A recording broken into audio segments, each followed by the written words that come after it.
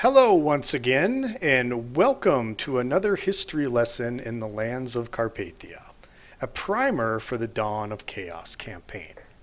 Today, I would like to talk about the history of the Battle of Tarrasque and the city that sprung up around it, and the importance of it as a major role as a metropolitan hub today.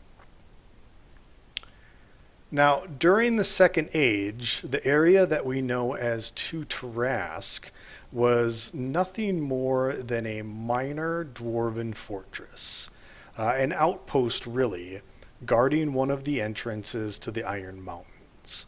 Now, Second Age maps weren't always the most accurate, and some of the names here that you see have changed, but you generally get the idea.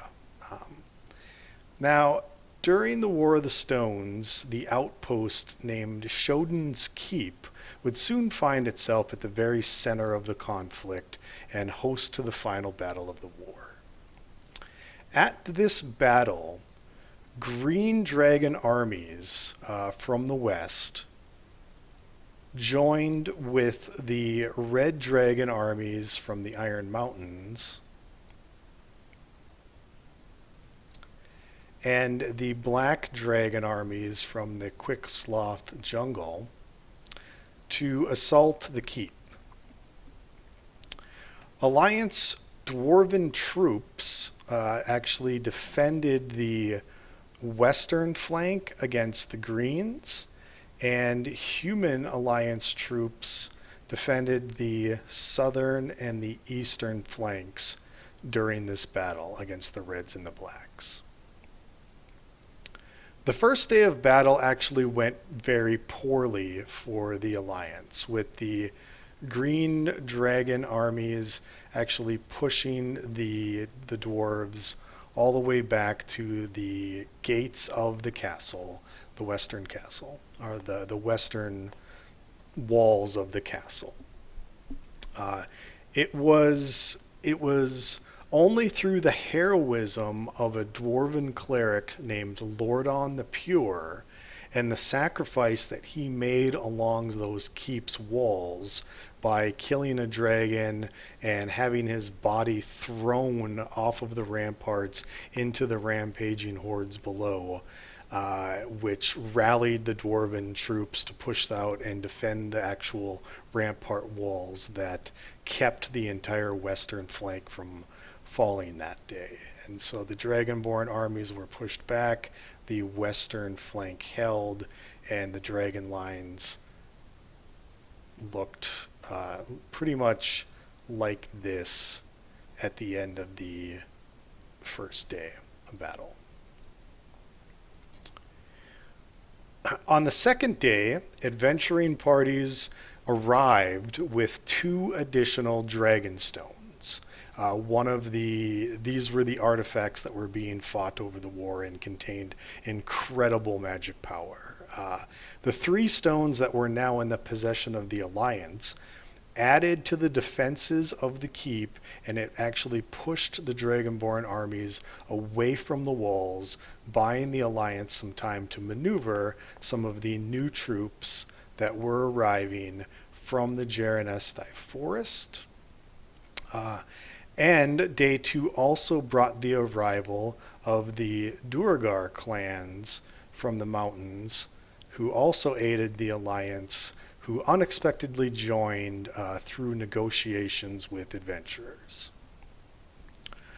On the final day of the battle, the Dragonborn sorcerers summoned the help of two mythical Tarrasques to lead their charge.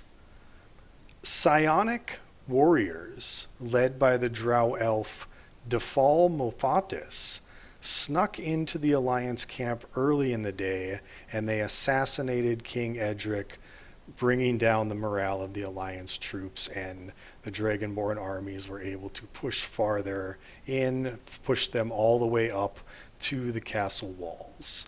So it was basically a U circle with the Dragonborn armies all the way around it. The heroes that, yes, I'm actually going to So this is a current map of Two Tarrasque today, but at the time of the battle, it was really only Shodan Keep up here and these particular walls right here. So this diamond formation or this triangle formation was really all that was standing at the time of the battle, with the Dragonborn armies surrounding this entire area along in the city. Or there was no city back then. So the Alliance troops, the Alliance heroes who had brought the Dragonstones, actually each led a regiment out of the city gates that afternoon, volunteer troops to delay the armies of the Dragonborns and push them back. It delayed the assault of the castle, and it allowed for the Alliance troops that were inside this middle area here to rally their courage after the death of their king, King Edric. During this attack, the Tarrasque charged this vanguard of the Alliance and mostly tore them to shreds. The wizard Nero Blackscale used the power of the 3 Dragonstones, along with his magic staff and the staff of the Druid, his friend Quallen Evermore, all of which were the artifacts in and of themselves, to perform a devastating ceremony, but he needed time. The ranger, Jacques Waz, bravely shot distracting arrows at both Tarrasque, taunting them to attack him and giving the Nero the time that he needed. Jacques was struck down by the Tarrasque, but Nero finished his ceremony. Nero unleashed the power of all the artifacts in a tremendous blast, which struck down the Tarrasque, weakened them enough for the rest of the vanguard to bring them down and destroying most of the dragon army's troops. Now, when Nero unleashed this terrible blast, it actually temporarily opened up a gate to hell, in which Nero's spirit was sucked into hell during that time.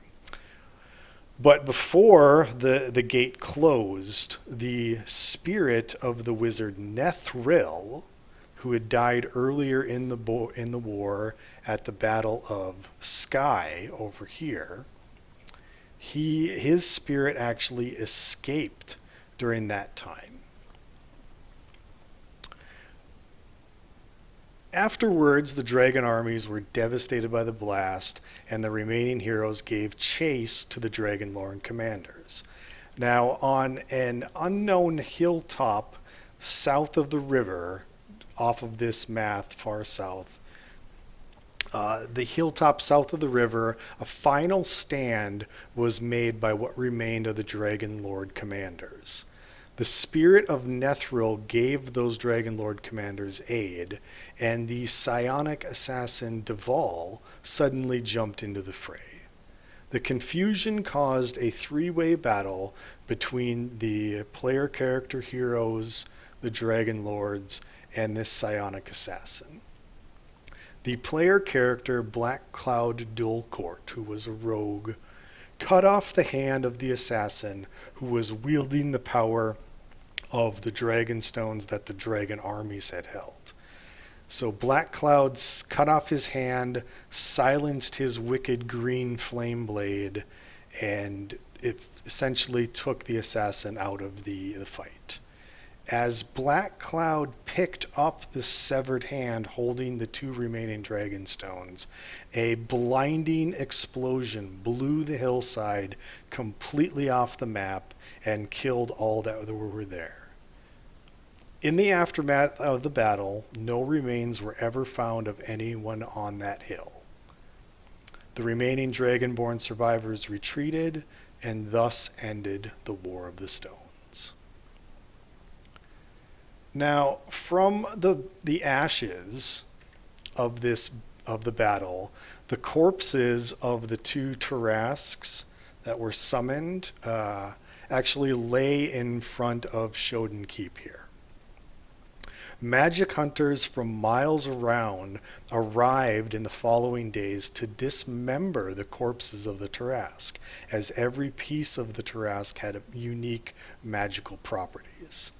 From this organ hunting, makeshift camps started to spring up all around the area in front of the keep. From the camps came taverns, tradesmen, carpenters, blacksmiths, and merchants, until an entire makeshift town sprung up around the Tarrasque's corpses. Fortunes were made by the organ hunters, and their wares were shipped downriver to the city of Hoskness and for distribution across the land.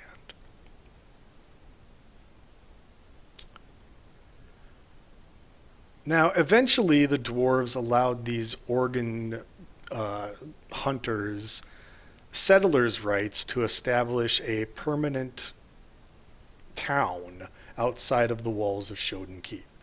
Thus, the city of Two Tarrasque was born.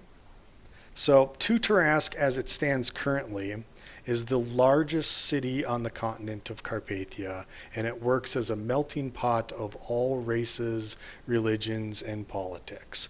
So they have the trade wares from the dwarves. They have the trade wares from the Duergar. They have the wheat and the grain from the fields of Sky. They do some trading with the Gerenesti elves, on the fringes of that society. So many, many wares come into the city, and many, many wares flow out of this city. So the government is run by the Council of Nobles out of City Hall.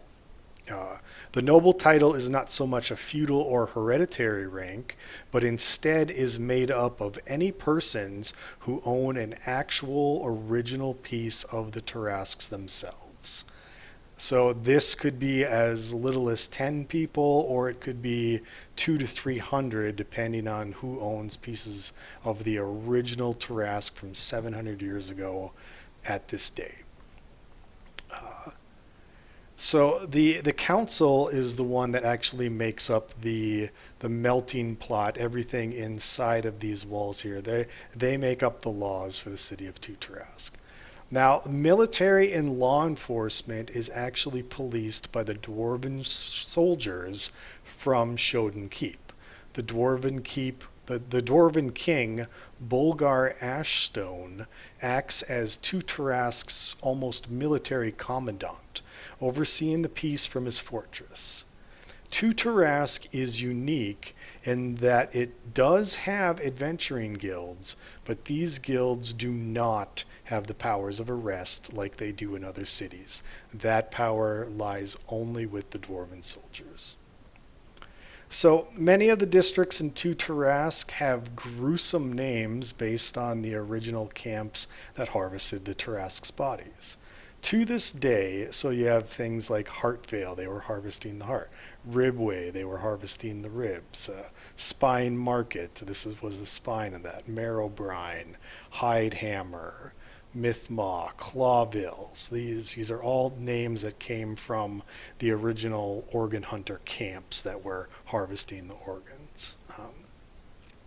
To this day, the skulls of the actual Tarrasques still remain, and they make up the open mouths actually make up the eastern and the western gates, as the bones were so hardened that they were almost impossible to break down. Even attempting to harvest this cultural heritage site at this point in age is considered a crime punishable by death. So if you were thinking about harvesting a piece of the skull to get on the council, that is a crime punishable by death. So, a couple of notable locations around the town. Obviously, the statue to Nero, where he made his final sacrifice, the statue to Jaquil in the park around it, for where he met his death at the battle. Lordon's Leap is the presumed spot for where the dwarven cleric Lordon was thrown after his heroic actions on day one, was thrown by the Dragonborn or the Dragonlord commanders into this area down to the rampaging horde of Dragonborn troops where he was torn to pieces. That is his presumed landing spot, and that's why there is a park here today. Gerrentown sprung up around the Jarenesti elves who chose to leave the forest. The Stewards of the Seal is actually a magical organization which identifies objects and places the stamp, the Steward of the Seal, on it. So if you take an object to the Stewards of the Seal, they will tell you exactly what it does. They will tell you they will appraise it and give you a price on it, and they will provide you documentation, stamped documentation saying that this is what this item is, this is what it does, and it's insurance against it being cursed, type of thing. Church of the Old Gods, Church of Kirin Jorlith, Shrine of Ryorix. The only other kind of the Colorful Corks is an alchemy shop. Colorful Corks is an alchemy shop. Faded Page is a magical scroll shop. Silver Raven Tavern is one of the most popular taverns in town. And the only other real notable location in town is this building down here called Blood and Coin in the lower river bottom slum area that works as a dock trade house, but in actuality most people know it to be the dominant thieves guild sort of mafia that runs the area. So that is a little bit about the history behind the city of Tarrasque and a little bit about the city itself. I hope you enjoyed this video, and I hope you'll enjoy the upcoming Dawn of Chaos campaign. Thanks for watching.